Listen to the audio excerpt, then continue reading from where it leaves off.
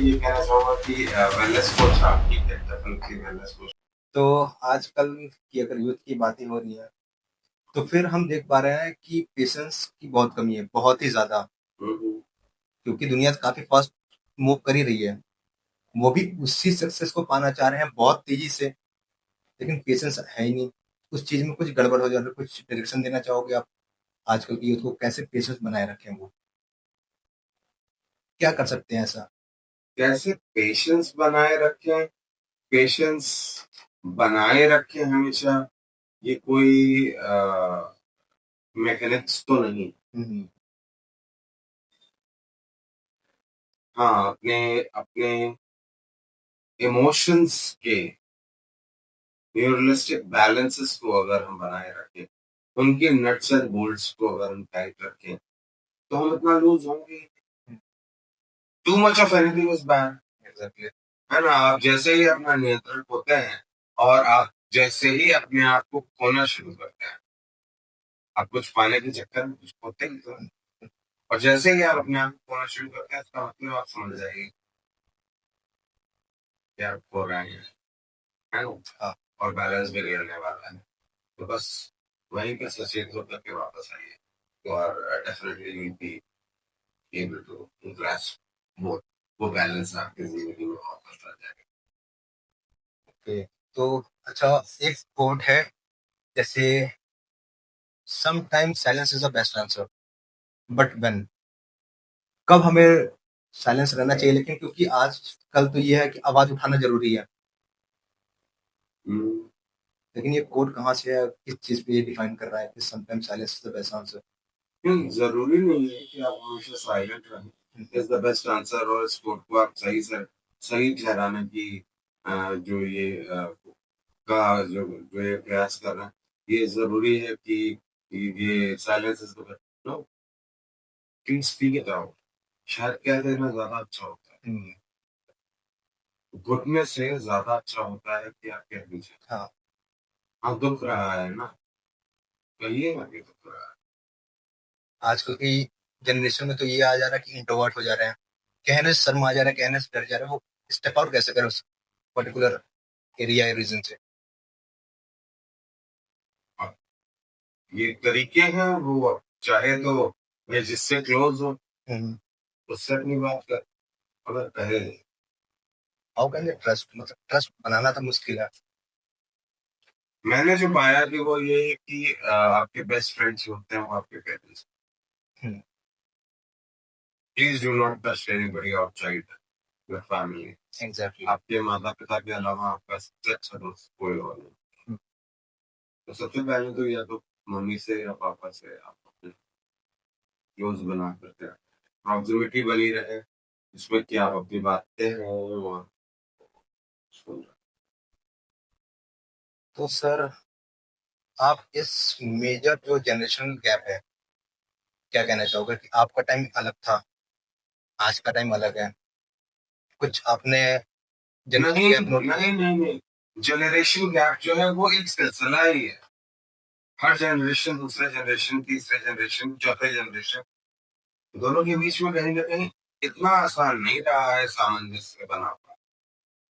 कहीं न कहीं डिफरेंसेस रहे हैं। हुँ। अब ये आपके ऊपर था निर्भर करता था कि आप इसको कैसे बैलेंस और आप बैलेंस करना चाहते हैं। तो क्या वो ज़रूरी है बैलेंस करना, क्योंकि आजकल के मेजर डायलॉग्स क्या हैं सर? बहुत अच्छा आपने कहा कि क्या ज़रूरी है बैलेंस करना। तो ऐसा तो ये है कि हमने पहले पहले हमारी एक एक जॉइंट फैमिली होती थी, फिर वो धीरे से न्यूक्लियर फैमिली बनी। आज की तारीख में हम इंडिविजुअलिस्टिक होते जा रहे हैं। अरे it's my life, it's my life, it's my life. अरे मैं ज़िम्मेदार। अरे तो फिर इसने पैदा किया था उसकी तो कोई ज़िम्मेदारी है। हाँ। हमारा उसके उधर भी तो फिर कुछ कर्तव्य बनता क्योंकि आजकल का तो ये युवा पीढ़ी का यही है कि है ना? वो बहुत ज़्यादा इंडिविजुअलिस्टिक हो हाँ, गया है, मटीरियलिस्टिक हो गया है, उससे का मतलब से मतलब है बस। बस। राइट? तो इस मतलब से जो मतलब है, तो ये बता दें कि फिर आप अल्टीमेटली इसीलिए तो आप ओल्ड एज होम्स की तरफ बढ़ रहे हैं। उसके लिए किया होता तो शायद ओल्ड एज होम ज्ञान होता। और ये तो अब तो कहावत ही बन गई है कि टाइम के साथ ढलना ज़रूरी है। लेकिन जैसे कि जो हमारे ये ओल्ड एज होम्स, ये ये ये ट्राउजर्स, ये पैंट्स, ये पारा, वो क्या नाम है, फैशन और ये सब कहीं ना कहीं बाहर का वेस्टर्न फिलोसफी का है सब। बिल्कुल। राइट, आप कोट पैंट पहन कर क्या शादी में जाते हैं? भाई वहां की आबो हवा अलग, वहां का देश काल परिस्थिति के हिसाब, अगर आप वहां पे देखें तो वहां पे अलग। हमने उसको फॉलो करा, हमने समझा कि वही सही। क्यों? क्योंकि कॉलोनाइजेशन का हम एक हिस्सा रहे हैं, हाँ, तो हम सभी लोगों ने अपने आप को हीन समझते हुए उनको ही मानना शुरू कर ये वेस्टर्न कल्चर पे मैं पूछना चाहूँगा कि जैसे पहले ज़माने में क्या हो रहा था कि जो चीज़ पर्दे के पीछे हो रही थी, आज वो पर्दे के सामने हो रही है, आगे ही हो रही है। तो लोग इसको कह रहे हैं कि बी द चेंज। दिया। I don't know, I mean like changes like this. मैं देख रहा हूँ कि शादियां हो रही हैं तो लड़कियां जो है वो नाचती हुई चली आ रही हैं, हुँ, लड़के जो है वो तमाम और शादियां चलती नहीं है 3 महीने।